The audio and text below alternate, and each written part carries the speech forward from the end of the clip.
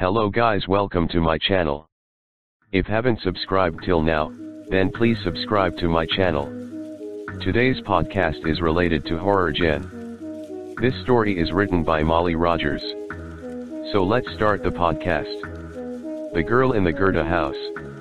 I pass under the words Goethe family estate and grapple with a queer feeling of unease. The archway is flanked by faceless statues, their features worn smooth by wind and rain. The path to my right leads down the hill, past rows of uniform headstones, to the old convent. Ahead of me stands the Goethe Manor House. The convent was closed decades ago, and the Goethe House has been abandoned for over a century. The only building on the estate that is still occupied is half a mile away, the former Catholic girls' school, now converted to a nursing home for ailing and aging nuns. The breeze lifts the hair from the back of my neck. I hug my jacket tighter around me and walk straight. I cannot place the source of my discomfort. Graveyards hold no dread for me, and I have spent much time inside crumbling buildings. Perhaps it is the trees that grow alongside the path, brought from far away places and replanted at the Goethe family's command. Perhaps I can sense they do not belong. The Goethe house looms larger as I approach. It is made of a yellow stucco that looks out of place in the gray light of the Pennsylvania autumn sun. It looks tired, with peeling paint and sinking edges, but, strangely, all the windows are intact. I lean down to inspect a monarch drinking from a thistle that pushed its way up through a crack in the stone walkway. It is late in the season to see one, and the unexpected beauty makes me smile. I hear my grandmother's voice. Butterflies are pretty, but moths are special. They carry souls to the moon. But what happens when a moth gets trapped inside? I had asked her. Then the soul is trapped too. Why do you think so many houses are haunted? The insect flutters upwards and drifts past a second-story window. A pale face peers from it, watching me from a room I know is empty. I raise my hand to the girl in greeting when bony fingers wrap around my wrist and whip me around. An ancient nun drags my face closer to hers. A few solitary teeth jut from her gums like crumbling gravestones in a forgotten cemetery, and her breath is sharp and sour. It consumed the sisters who walked without feet. She spits, her eyes boring into mine, as if she could burrow her thoughts into my head by the force of her stare. Her roomy eyes fill with tears. Don't let me die here, she weeps as two women appear by her side to pry her clenched fingers from my arm. Not here, not here.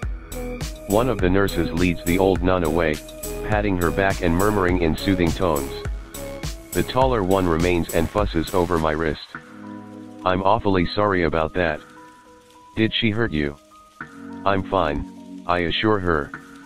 I apologize if I did something to disturb her. No, no. Sister Agnes is not well. She was pulling one of her weekly runners. She twists my wrist this way and that. If I may ask, who are the sisters who walk without feet? She shrugs. The babblings of dementia. When she is satisfied my arm is still in working order, she steps back. I'm supposed to tell you not to be so close to the house. You can walk around the estate. It's pretty this time of year. It's just that house is not structurally safe. I nod in acquiescence, looking at the crack that runs from the base of the house all the way up the 3 floors. The nurse shivers. This place gives me the willies. Her voice drops to a whisper. Supposedly, before the convent was closed, 2 separate nuns tried to burn it down. The eastern wall bows out slightly. Someday it will split open like an overripe carcass. The nurse claps her hands together. The noise bounces off the house walls. Well, I better get back before I get in more trouble, she grimaces. Sister Agnes is old, but gosh, she's fast. I wave at her as she trudges across the field towards the nursing home. Before heading towards the old convent building, I look again at the second-story window. It's empty. It doesn't matter, I'll find her when I return tonight. This will not be my first ghost encounter, nor my 100th, yet that's strange, foreboding feeling still clung to me as I hurried past the trees, their silhouettes made monstrous in the moonlight. It dogged me as I completed the pedestrian portion of communing with the spirits, the breaking and entering part. I successfully jimmied the lock to the heavy oak doors at the front of the Goethe House and slipped inside. I now find myself standing in the atrium, the yellow-green of the walls faintly visible in the moonlight. It reminds me of a summer sky before a tornado. The moon is bright tonight, and my nighttime vision has always been excellent. I creep deeper into the house. It has been gutted, all the furniture and paintings having been removed years ago. Dust blankets every surface like a layer of snow. The air is stale and dry. "Hello," I say softly to the little girl at the top of the grand staircase. "I'm here to set you free." I would estimate she is about 7. She is wearing a white dress, frothy with lace, and her blonde hair is the disagreeable kind that hangs limp and refuses to hold a curl.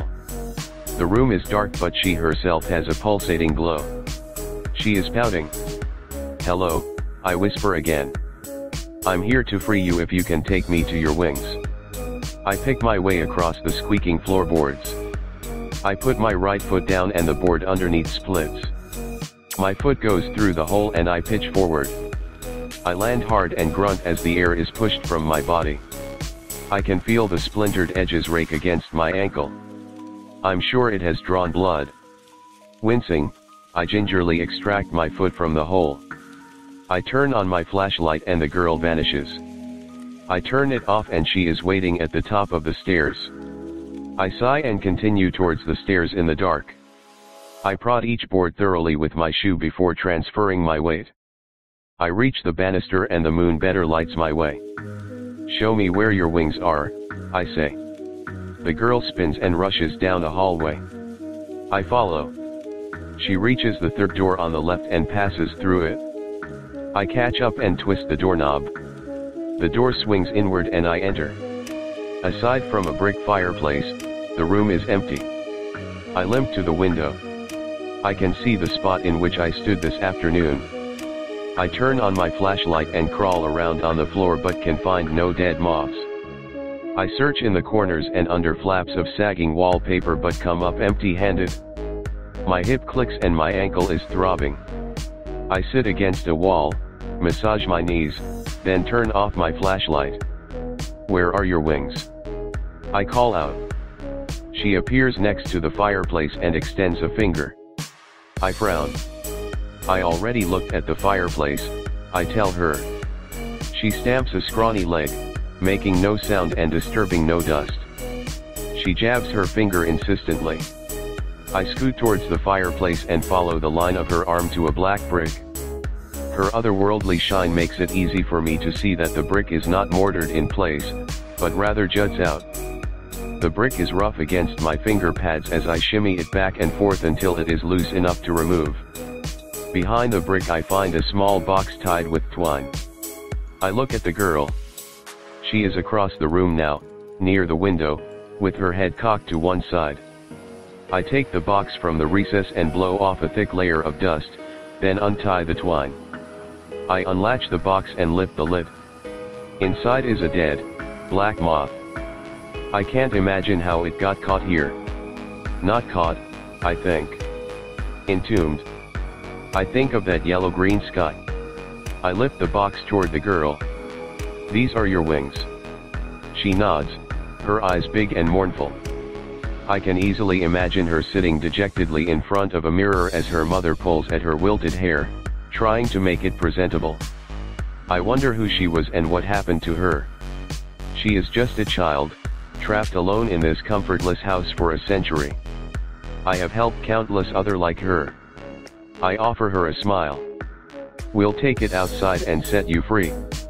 Her timid smile meets mine. I am about to close the box when I see the wings of the moth flutter. It is almost imperceptible, perhaps a mere trick of the light or my breath disturbing the paper-light corpse. Then it shivers again.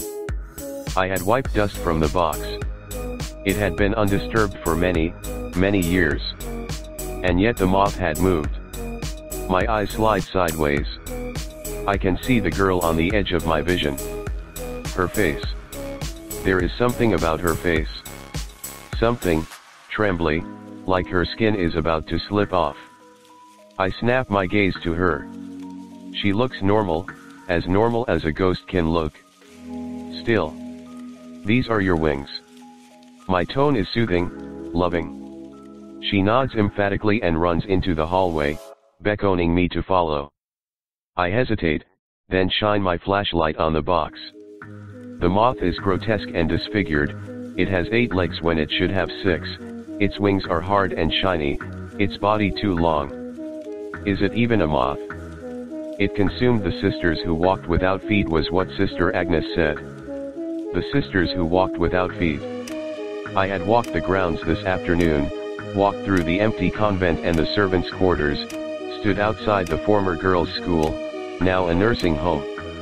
I would expect a place this old, a place with this much history, to be teeming with tethered spirits. And yet, I found only one. A cold fist clenches around my heart. I turn off my flashlight. She stands in the center of the room. Did you eat them? I ask quietly. The others. She is trembling, struggling. Her face wobbles. Then she slumps. Her arms droop and the glow goes out. Dark spots bloom on her face, spreading, taking the place of her eyes and her mouth. They are made of black liquid, of smoke, of nothing. Her eyes are gaping wounds of darkness, her mouth a black maw. It's like she bleeding shadows. She is still wearing that frilly, white dress. It drifts toward me. My heart batters against my ribs. It's a ghost, it floated through a door, it couldn't move the brick, it can't touch me. It can't touch me. It tugs on my hand. I feel its fingers. Flesh, it can touch. My leg feels warm. I realize I have wet myself. I smile at the creature and close the box. All right, let us set you free. I make my way back down the hallway and begin my descent down the staircase, slowly, slowly. In one hand I hold the box with its soul, and in the other is my flashlight. I cannot set it free. I must give no indication that I want to flee, no indication. Fire. The nuns tried to burn the house down. It is beside me, in front of me, behind me. It appears and vanishes, circling me, assessing me. Tears leak from my eyes. I cannot tell if my heart is racing or if it has stopped altogether. Maybe I can set the house on fire.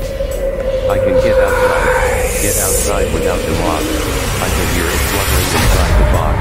It wants to get out. I smile tenderly into the darkness. I know it is watching me though it has no eyes. Let's set you free. I latch the box shut, retie the blind. I watch as flames devour the house, devour the thing inside. I laugh in the light of the hungry blaze. The girl is in front of me. It touches my hand. I blanch. It knows it. I blinded with the flashlight, shining the brightness at its grotesque face. Nothing happens. It doesn't vanish. It's not frightened by the light. It was toying with me before, like a cat with a mouse. I scream and hurl the box into the depths of the dark house. I race toward the gap in the doors, toward the tendrils of moonlight peeking through, toward safety, and my foot hits the edge of the hole in the floor.